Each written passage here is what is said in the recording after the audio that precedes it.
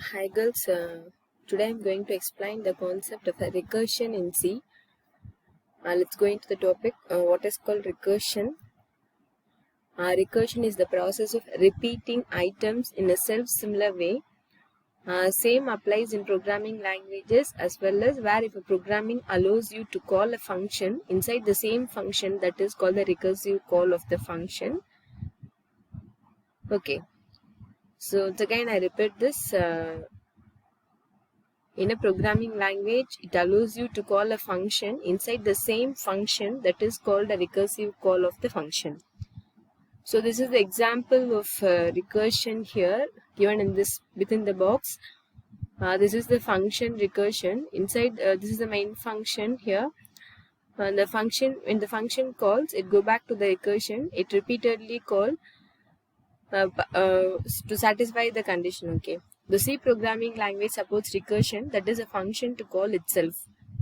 But while using recursion, programmers need to be careful to define an exit condition from the function. Otherwise, it will go in infinite loop. Okay. So while using recursion in your programs, you people must be careful to give the exit condition. Otherwise, if you didn't properly mention the exit condition, the loop will go on and it form an infinite loop. So this is one of the important point to keep in your mind. Recursive functions are very useful to solve many mathematical problems, like to calculate factorial of a number, generating Fibonacci series, etc. So once again, I repeat this definition of the recursive function. A function that calls itself is shortly called a recursive function. A function that calls itself. Each recursive call is made with a new independent set of arguments. So this is also one of the main point to be keep in your mind. Each recursive call is made with a new independent set of arguments. When the recursive function called the first time, it has one argument. When it call for the second time, it has another argument. Like that, it has independent set of arguments while calling recursive function. Allows very simple program for very complex programs. So the C programming language supports recursion, that is a function to call itself. This is also I already told that while using recursion, programmers need to be careful to define exit condition from the function. Otherwise, it will go into the infinite loop. So this is the working process of recursion. This is the example of factorial of n number. The factorial of n number is nothing but the multiplication of n numbers, like sum of numbers. This is a multiplication of n numbers. This is the factorial. For example, if we give the input as 3, 1 into 2 into 3 is equal to 6 is the factorial of 3. Okay. So here this is the n. The value of n here is the 5. So how the function calls itself in this recursion is explained in this picture. First time the value of the n is 5 is the argument to the function. Here you can see these are all the arguments. Okay. Within the function name is factorial. Within the function name, the argument is mentioned. I explain you in this slide. Each recursive call is made with a new independent set of arguments is shown here. So first the argument is 5. The second time the recursive function is called, at that time the argument is 4. And then the third time the argument is 3. And then the fourth time the argument of the function is 2. And last time the function called, the argument of the function is 1. Okay, so this is the every time the function calls with different set of arguments in the recursion function. So this is the working process of the recursion in C. So this is the factorial, how the factorial of n number is calculated by using this formula.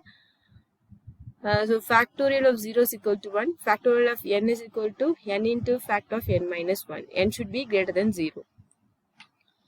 So this is the condition. In this picture also you can see these are all the different arguments while these are all the different arguments during the recursive functions. Okay. So if this is the function name factorial, the argument is n. If n is equal to 0, then return the value of 1. Else, go to the next statement, that is it returns, it calculates the value and then it returns the value. N into factorial of n minus 1, and then here if the value is not 0, it go back to the function, it calls another time. I will explain the concept in my next slide in detail. So this is the example program of the factorial of n numbers. Here the n should be, n is the 5 here. Within the main function, the function is function calling is placed here. After the function called, it go back to the function definition. It checks the function name, it matches the function name, and it checks the argument. Here also one argument, in the function definition also one argument, so it matches. It types also integer, so it matches. It enter into this function and check n is equal to 0. Here the value of n is 5, so this condition is false. So it's go to the next statement, return n into factorial of n minus 1. Here n, the value of n is 5, so 5 into factorial of 5 minus 1, 4. Now the function here, the value of the argument of this function is 4, so it go back again, the function is called again. So like that the function called itself for the times. So this is the pictorial representation of factorial of n numbers. In the first step, 5 into factor of 4, that is the 120. Actually, this is the manual of the factorial of n numbers. So this will be happened each time when the function, recursive function call itself. So this is the detailed description of the factorial of n numbers. This is the program is given here. This is the, by using the scanf, get a number. For example, if you give here the input 3 is given, so the function is called with the argument 3. So when the function call, it go to the first step here. The green symbol is the first step called the function with the value 3, factorial of 3. So here the value of n is 3. Here the temporary variable is declared here, and it checks if the number is equal to 0. But the value of n here is not 0, it is the value is 3. So it go to the else statement. If the condition is true, in the if statement, if the condition is true, it execute the true part. Otherwise, it go to the else part. So in this condition, n is not equal to 0. The value of n is 3. So it goes to the else part. In the else part, what the statement is here is temp equal to n into factorial of n minus 1. The value of n is 3 into factorial of 3 minus 1, 2. Now the argument here is 2. So this function 3 into factorial of 2. So again the function called the second time. Here the argument of the n is 2. Here once again it's check the condition. If n equal to 0, here the value of n is 2. It's not equal to 0. So the condition is false. So it go to the else part. In the else part again the statement here is temp equal to n into factorial of n minus 1. For the second time the function called, the value of n is 2. So 2 into factorial of 2 minus 1, 1. So this is the third step here, 2 into factorial of 1.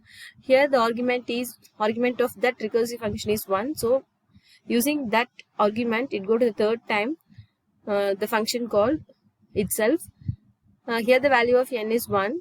Here also it checks the value if n equal to 0. Now the condition is false because the value of n is 1. So it go to the else part. In the else part, the statement is temp equal to n into factorial of n minus 1. So the value of n is 1. 1 into factorial of n minus 1, 0. So now the argument of the recursive function is 0, and then it's called the function once again the fourth time. Here now the value of n is 0.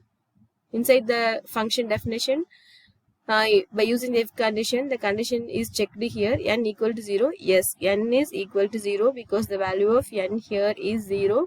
So the function, if condition is true here, so it execute the return statement 1. So it returned the 1, 2, 2, 6. Because 1 into 0, sorry, because 1 into 1, 1, 1 into 2, 2, 2 into 3, 6. Here you can see 1 into 2, 1 into 2, 2, 2 into 3, 6. So 6 is placed in the fact and it will be printed in the screen. So this is also the explanation of a factorial of n numbers. Here also the input value is 3. So you can see here, here the condition, in this condition, how the number will be checked here is n equal to 0, but in this condition n less than or equal to, both are equal. If n is less than 1, that is called the 0 value. If n equal to 0, both are the same processing only.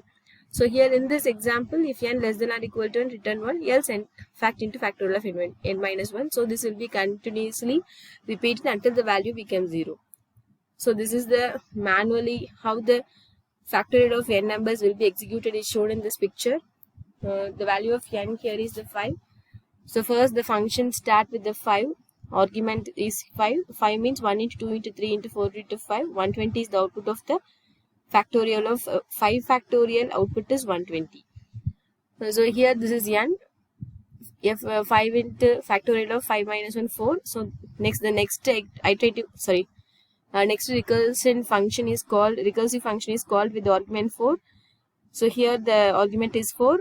The function 4 into fact of 3. So again it go to the next recursive function. Here the 2, and then it go to the this function 2 into fact of 1, and then it go to the n 1 with 1. So it is 0. So it's if the function is 0, it's written this 1 into fact of 0. It returns only 0. 1. It returns the 1. So here the value 1 is fixed to the fact of 0, because if n less than or equal to 1, 1 is returned. So this will be happen here. Fact of 0, 1 into 1, 1 will be set in the output value. So 1 into 2 into 3 into 4 into 5, 120 is placed in the variable rest and it is printed in the screen. So this is the concept of the recursion. Once again I repeat this. So what is the recursion is the function call itself.